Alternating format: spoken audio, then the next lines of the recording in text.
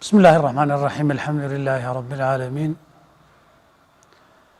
وصلى الله وسلم على نبينا محمد وعلى آله وأصحابه أجمعين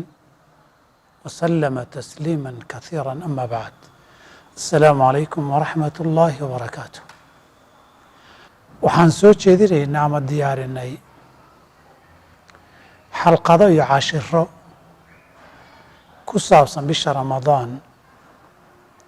iyo axkaamteeda waxaana soo gudbinaynaa iyada oo dhowr cashiro oo kooban ah waxaan rabaa hordhac inaan u idhaahdo inta badan axkaamta soomka en ka hadli doono uma baahna faahfaahin badan maxaa yeelay axkaamta soomku isma beddesho isla iyadii sanadaha hore la soo akhriyey la soo sheegay la soo dhegaystay isla iyadii axkaamtii lafteedii weeye oo axkaam cusub iyo masaa'il cusub ma aha muhiimadda ugu weyn waa isxasuusin iyo qof qaybi ka hoos baxday in lagu baraarujiyo ma ahan inta badani baris cusub ma ahan oo wax badan in la faahfaahiyo oo wax badan adilo loo sheego u baahan ma aha cashirkeenna koowaadi wuxuu ku saabsanaan doonaa laba arrimood arrinta koowaadi wuxuu ku saabsanaan doontaa soo gelitaanka bisha ramadaan iyo sida lagu ogaan karo in bishii bilaabatay qaybta labaadna wuxuu ku saabsanaan doonaa dadka ay bisha ramadaan soonkeedu waajibka ku yahay inaan sheegno ama aan qeexno qaybta koowaad bisha soo gelitaankeedu waxaan uga hadlaynaay wuxuu waajibaa bishu markay soo gasho soomkan waajibkiihi ilaahay baa yidhi faman shahida minkum ashahra falyasum qofka idin ka mid ahoo bishaa jooga gaara ay u soo gasho ha soomo marka soo gelitaankeedii ayay ka bilaabataa ugu muhiimsan horta in meel la saara see lagu ogaanaya haddaynu su-aashaa ka jawaabno sidee baa lagu ogaan karaa ama sharcigu ugu talagalay in lagu ogaado soo gelitaanka bisha ramadaan waxaan leenahay dhammaan bilaha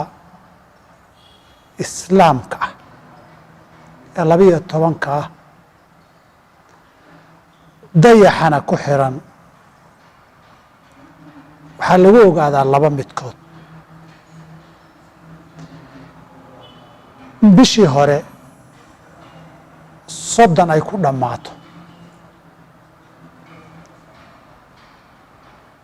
31 ma laha bilaha islaamku bishani 30 hadday dhammaysato shacbaan ama sidoo kale ramadaanka laftiisu 30 uu dhammaysto ama bishii rajabee hore ay 30 dhammaysatay maalinka 30ka xigaayi waa kowdii bishii kale wa uma baahna aragti umana baahna dayday haddaan bishu inay dhammaatay muran ka jirin saa darteed qodobka koowaad waxaa lagu ogaadaa in bishu 30keedu dhammaado qodobka labaad waxaa lagu ogaadaa in habeenka 30aad bishii kaloo bilatay la arko oo ay bishii dhalato labada arrimood buu nabigu ururiyey sala allahu alayh alih wasalam oo uu yidhi suumuu liru'yatihi wa aftiruu liru'yatihi ku sooma aragtida bisha kuna afura aragtida bisha bisha haddii la arko tii hoo kale soddonkeedii 8 iyo 29 ta kale lama raadiyo bishu 29 kama yara 30 kama badna waxa aragtida u baahan waa habeenka soddonaad oo yowmu shakiga la yiraahdo way haddii aad aragti ku sooma aragtina bisha aakhirkeeda ku afura fa in ghumma calaykum hadday laydinka qaryood arki kari weydaan habeenkii soddonaad in bishii kala dhalatay faakmilu ciddata shacbaana 30 bisha shacbaan tiradeeda 30 buuxiyoo dhammaystira hadda dhammaystirnaana bisha shacbaan waa dhammaatay ramadaankii baa soo galay saas darteed haddii habeenka soddonaad la arko waa lagu soomayaa haddii habeenka soddonaad la arki waayo soddonkaa la dhammaystirayaa kadibna waa la soomayaa taasi waa qeybta koobaad ee soo gelitaanka iyo sugnaanshaha bisha ramadaan ah qaybta labaadi waa qaybta xigtee ah soonku yuu ku waajibaa soonku yuu ku waajibaa oy waajib ku tahay inay soomaan markii ereyga aynu nidhaahno soonku yuu ku waajibaa inuu soomo yuu ku waajibaa baynu laba macno u kala qaadaynaa waajib guud iyo waajib hadda oo gaar ah dadna si guud ha ugu waajibo laakiin hadda inay soomaan waajib kuma aha laakiin bedelkii baa laga doonayaa oo waajiba dadna hadduu waajib ku yahay inayba soomaan waajibka guud waa qofkii dhowrka tilmaamood ee soo socda laga helo kow waa inuu muslim yahay laba waa inuu qaangaar yahay saddex waa inuu caqli iyo garasho leeyahay afar waa inuu awoodo qof awooda oo soomi kara waa inuu yahay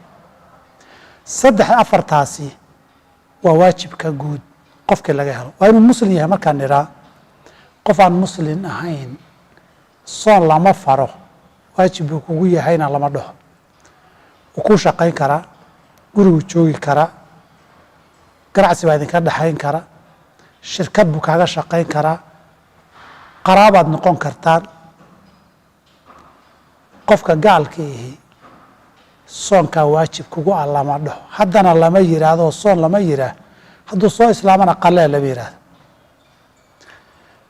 kalaba waxaan waa inuu qaangaar yahay carruurtaan weli qaangaadhin soonku waajib kuma aha xataa hadday garasho leeyihiin oy soomaan way fiican tahay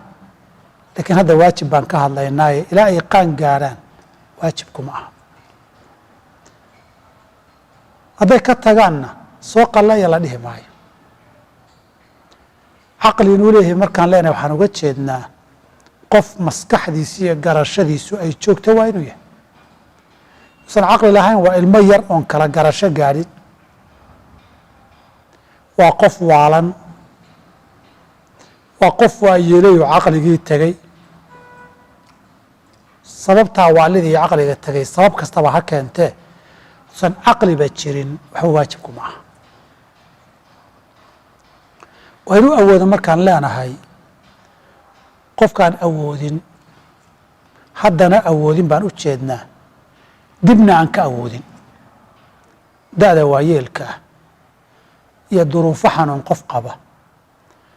oo inuu ka darsado maahane inuu ka soo doogo ama ka soo reeyo aan inta la garanaya rajo laga qabin dadkaasi waxa uu soomba waajib kuma aha mid fidyo bixiye midaan bixinba soonku waajib kuma aha qayb labaadoo waxaa jirta dadka si guud waajib buu ugu yahay laakiin hadda waajib kuma aha markay soo gashay bishaa inay soomaan waynay soomi karaan hadday awoodaan kow waxaa ka ah qofka musaafirka ah qofka musaafirka waa soomi karaa waana afuri karaa. hadduu afuro waynu u tegi doonaa. waa qofka mariidka ee xanuunsan, waxaanan uga jeednaa xanuunka inta badan laga caafimaado, laakiin xilligaa uu soonka ku soo aaday ee la falgalay uu soonka qofka dhibayo ama uba diidayo, isna si guud waajib buu ugu yahay iyo qadihiisu saan arki doono, laakiin bisha hadda xilligaa duruufta ay haysata waajibkuma aha inuu fuliyo. waxaa ka mid a gabadha caadada qabta iyo midda umusha ah, labadaa midna hadda inay soomaan waajib kuma aha, waajibka guudba ha lagu lahaadee. waxaa ka mid a gabadha nuujinaysa iyo midda uurka leh ee ilmaha caloosha ku sida ee uu soonku dhibayo, iyagana hadda inay ku soomaan oy arrinta duruuftaa la soomaan waajib kuma aha. waxa kale laga rabana dib baynu ka arki doonaa cashirada dambe. inahaasina waa inta ugu muhiimsan dadka uu waajib ku yahayoo laba qaybooda. shuruud laba maarmaana si uu asalkiisu u waajibo, iyo shuruud loo baahan yahay si uu hadda fulintiisu u waajibto. labada waa arkaysaa culimmadu qolyo kala saariyo in isku darta labada in isku darta labadaba waa leeyihi. intaasna waa qodobkii labaad ee xalqadeennan iyo cashirkeennan aynu ugu talagalnay inaan kusoo gudbinno, oo ahayd guud ahaan labadaa qodob bisha soo gelitaankeedu sidee bay ku sugnaataa iyo bishan ramadaan soonkeedu iyuu waajib ku yahay. ilaa xalqadda dambe iyo cashirka labaad oo aan kaga hadli doono soomku siduu ku asaxo, waxyaabaha jebiya iyo waxyaaba la xiriira oo kale. waxaan kaga tegaynaa si ay nabadgeliyo. asalaamu calaykum waraxmat ullaahi wabarakaatu.